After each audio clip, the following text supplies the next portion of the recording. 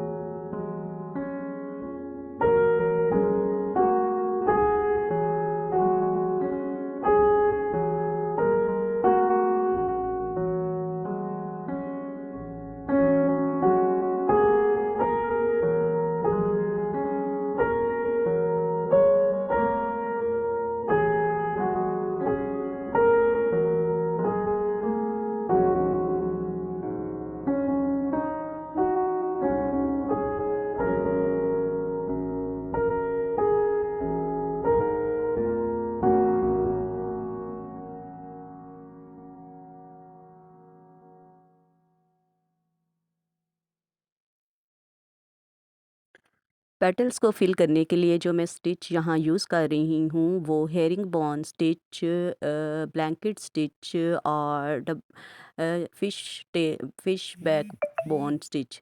ये इन तीनों में से कोई भी आप नाम दे सकते हैं इस स्टिच को। This looks very beautifully how I have filled this cross stitch. Yes, you can also say this stitch as cross stitch. Look how I am filling the petals. This is, I have introduced different ideas to fill the flowers. I have started a series of flower, so you can check my playlist flower and embroidery stitches, in which you can choose any of the flower for your dresses, for your bed sheet, for your any other articles. So hope you will like my video. Stay tuned and stay blessed. Allah Hafiz.